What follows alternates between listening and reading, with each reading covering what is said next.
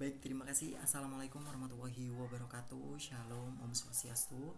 Namo Buddhaya, salam kebajikan bagi kita semuanya.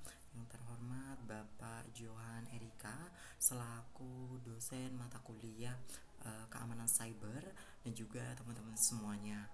Baik, teman-teman semuanya, di sini saya akan menjelaskan terkait dengan proyek saya dan kali ini saya mengerjakan proyek ujian akhir semester.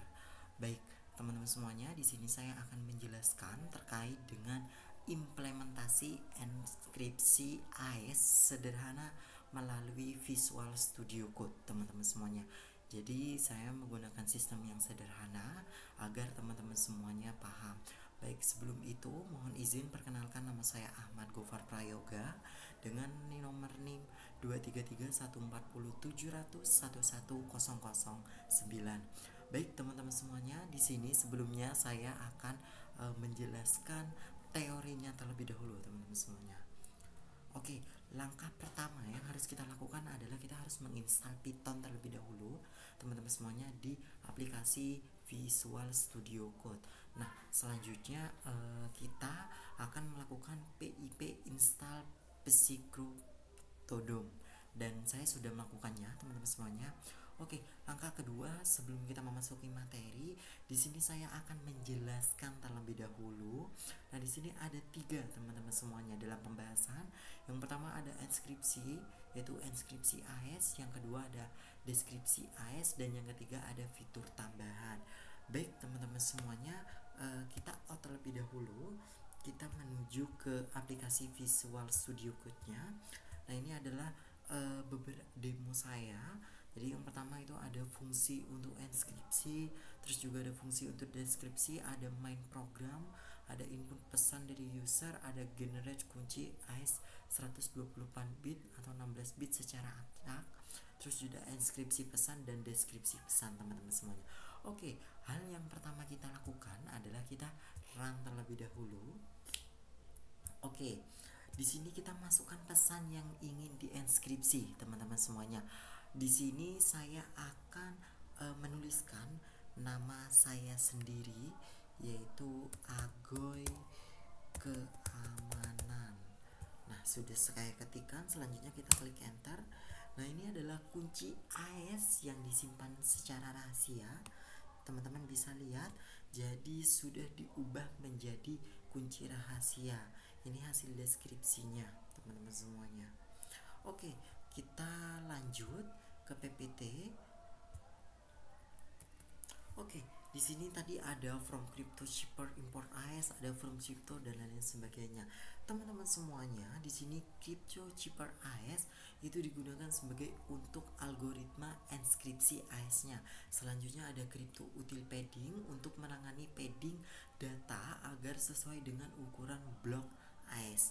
Lalu juga ada crypto random untuk menghasilkan kunci acak yang aman seperti yang tadi kita lihat. Terus juga ada base 64 untuk mengenkode data biner ke format teks yang bisa dibaca. Oke, selanjutnya ada kunci kedua yaitu fungsi enskripsi.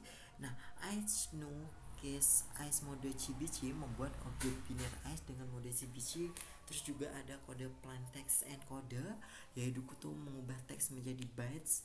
Terus juga ada pad menambahkan padding agar data sesuai ukuran blok. Terus juga ada chipper enscripts melakukan enskripsi sebenarnya. Terus juga ada base 64 B64 encoder mengubah data biner hasil enskripsi menjadi teks yang bisa dicetak. Selanjutnya ada fungsi deskripsi, nah itu mengubah data dari base 64 kembali ke format biner, yaitu kode dari base 64 B66 decoder. Terus kode AES new itu membuat objek chipper dengan 4 yang sama seperti enskripsi. Ada chipper deskripsi melakukan enskripsi, ada unpad untuk menghapus padding yang ditambahkan saat enskripsi. Terus juga ada decoder mengubah bytes kembali ke string text. Dan program utama tadi teman-teman sudah lihat ada input masukkan pesan yang deskripsi. Nah, get random bytes membuat kunci acak 16 bytes, teman-teman semuanya. Itu memanggil fungsi enskripsi dan menampilkan hasilnya. memanggil fungsi deskripsi untuk bisa mendapatkan pesan kembali. Oke, kita balik lagi ke VS Code. Nah, ini adalah 16 kunci teman-teman semuanya. Jadi 16 kunci dari keamanan tersebut. Oke, kita selanjut. Nah, jadi secara keseluruhan cara program kerjanya yaitu yang pertama, program meminta input pesan dari user. Yang kedua, membuat kunci acak 128 bit. Yang ketiga, menginskripsi pesan dengan kunci tersebut. Yang keempat, menampilkan 4 dan ciphertext hasil inskripsi. Kelima, mendeskripsi kembali ciphertext untuk membuktikan proses bekerja. Dan yang terakhir adalah menampilkan pesan asli hasil deskripsi. Nah, mitigasi serangan pada AES ini teman-teman bisa melakukan 3, yaitu brute force attack, yaitu menebak kunci berkali-kali. Terus juga ada padding oracle attacks, yaitu eksploitasi error padding saat deskripsi. Dan yang terakhir adalah side channel attacks, yaitu analisis waktu atau daya saat inskripsi. Nah, ini adalah beberapa serangannya, yaitu ada brute force. Nah, mitigasinya gunakan kunci panjang minimal 124 bit, lebih baik 256 bit. Implementasinya yaitu menggunakan kode get random bytes 16 untuk kunci 124 bit. Terus ada padding oracles, yaitu gunakan mode SJCM bukan CBC atau validasi padding secara aman. Jika tetap pakai CBC, pastikan 4 acak dan tidak terprediksi, yaitu menggunakan get random bytes untuk 4. Dan selanjutnya ada side channel, yaitu hindari implementasi custom, gunakan library terpercaya seperti PCQ-Protodome. Guna kode menggunakan PCQ-Protodome yang sudah dioptimalkan untuk resistance side channel. Yang terakhir ada replay attacks, tambahkan timestamp non kepesan. Nah, contoh mitigasi teman-teman semuanya yang bisa kita lakukan itu menggunakan import time dev encryption ICE. Nah, jadi penjelasannya times yaitu time teman-teman ditambahkan ke plain text untuk mencegah pesan lama di replay, dan 4 selalu digenerasikan acak untuk inskripsi. Baik teman-teman semuanya, saya mengucapkan terima kasih banyak.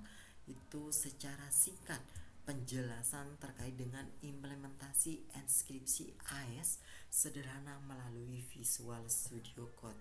Dan mungkin cukup itu saja dari saya.